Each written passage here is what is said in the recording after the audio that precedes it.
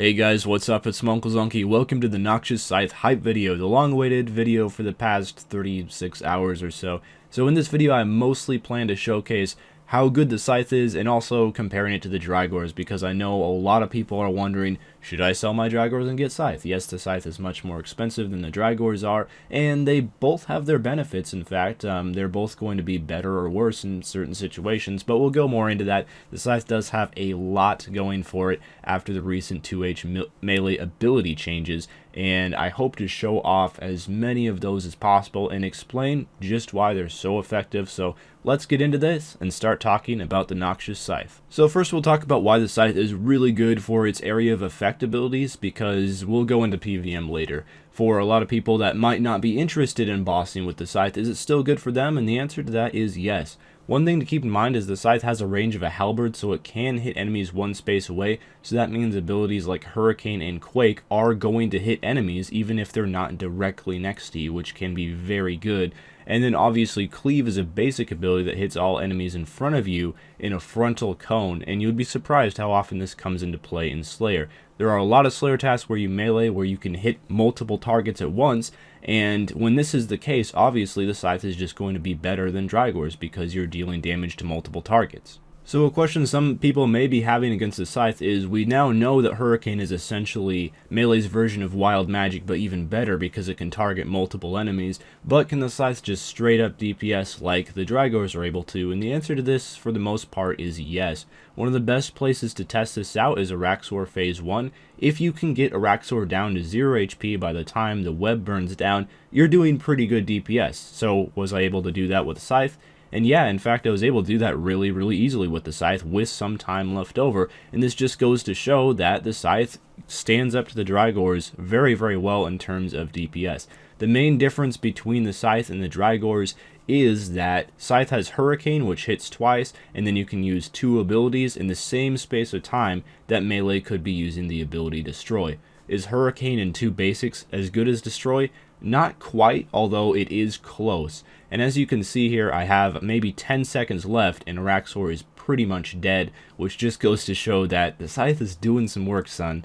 And even though you do lose the ability to use it Destroy against Araxor and against other bosses as well, Scythe has its own benefits, the main of which is the range. And you can see here that I'm only switching using Protect from Magic and Protect from Range. Normally when you're attacking Araxor with melee, you have to switch between Magic and melee because you're standing within melee distance. However, because of the Scythe's range, because it acts like a halberd, you don't take melee hits from Araxor if you're standing at your max distance, and you can do the much easier Magic and Range prayer switch instead. Also, even though you do lose Destroy with the Scythe, the Hurricane's main benefit over Destroy that I can tell personally is the fact that Hurricane, you can use it when you're not immediately next to an enemy, and the ability will drag your character towards the enemy and attack them. With Destroy, you have the very annoying factor of having to stand directly next to an enemy in order to use Destroy on it, so Hurricane does have that benefit as well. So we saw how the Scythe holds up against Araxor. It does work, it's really good.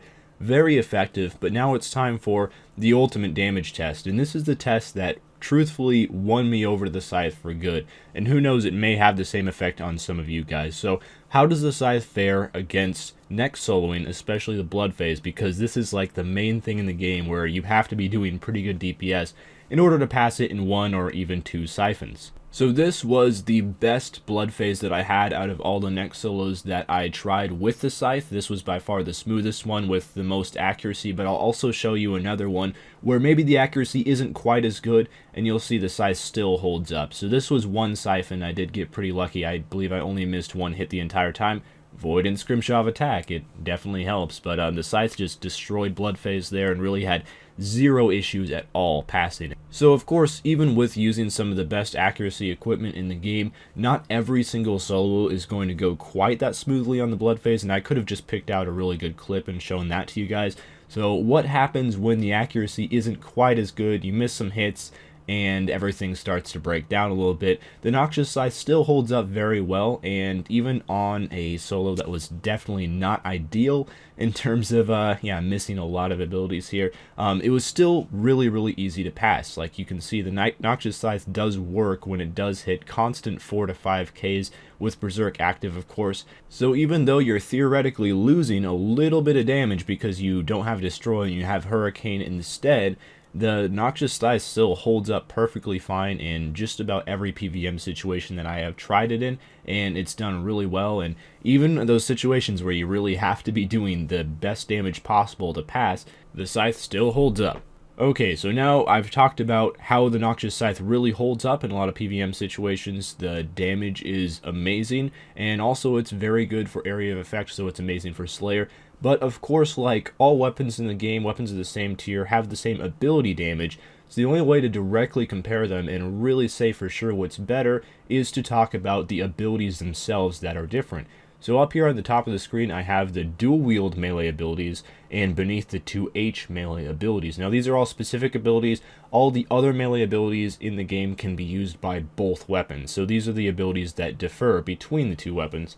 So for basics, dual wield has Decimate and Havoc, and 2H has Cleave and Bash. Now the 2H abilities do the same base damage as the dual wield abilities, but Cleave has the area of effect bonus. So because of that, the Noxious Scythe automatically does win in the Battle of the Basics just because you can hit multiple targets with that. But in any sort of situation where you're only hitting one target, there should not be a difference in terms of damage between those abilities. So now we look at thresholds, and here Drygores still reign supreme because they have Destroy, which is in my opinion the best threshold ability in the game. It does 4 hits of 188% weapon damage over 4 seconds. The ability description in the game does say 6, however, it's 4 seconds. Feel free to try it yourself, and unfortunately the Scythe just doesn't have anything that can hold up to this. Scythe does have Hurricane and 2 basics that you can use in the same space of time as Destroy, but it still comes up a little bit short. Destroy is still better damage overall. Although, with the other 2H specific threshold ability, you get Quake. Quake is really good in any sort of situation where you're doing area effect damage because it hits all targets around you, and it does hit pretty hard, 219% weapon damage versus the main target, and drains defense, so it's going to be nice at any sort of boss where you're draining that target's defense a little bit, making it a little bit easier to hit. And also, dual wield has Flurry, which you're probably not going to use ever. It's okay for killing tortured souls at QBD, and that's really about it. And now we look at ultimate abilities, and of course with melee, the main ultimate you're always going to be using is Berserk, and with the dual wield ultimates you do have Massacre and Frenzy, which are pretty good, but Berserk exists.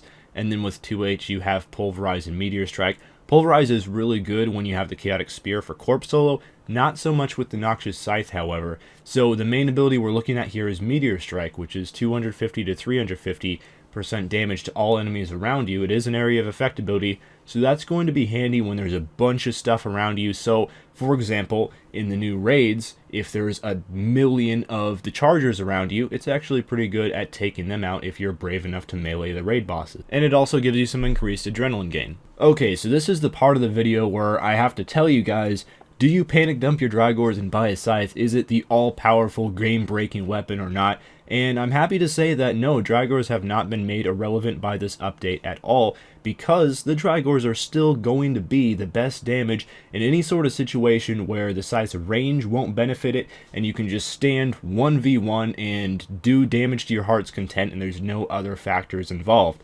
Now, of course, any sort of place where you're doing area of effect damage, the Scythe is going to be better. Any sort of place where you're like phase 4 Araxi and the range of the Scythe is helping you out from taking less damage, obviously the Scythe is going to be better there as well.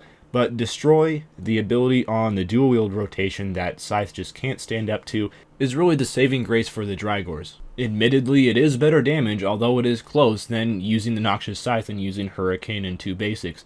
So if you're someone that's on a budget and you don't have a lot of money, just stick with the Drygores. They're still good. Are they good everywhere? Are they better than the Scythe everywhere? No, definitely not. Both of these weapons are situational, and any sort of special situations which make the 2H abilities better than the melee abilities, and there are a lot of situations like that in game, you're going to be better off with a Scythe, but Drygores are still very relevant, and they're definitely the cheaper option.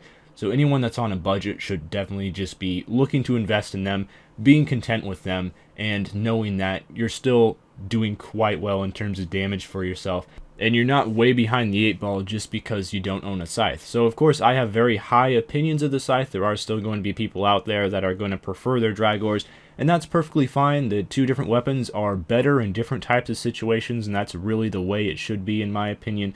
So anyway, that's all for this video. Thank you for watching. Let me know if you're going to buy a scythe or what you think of it, how good it is, and I'll see you guys next time. So farewell.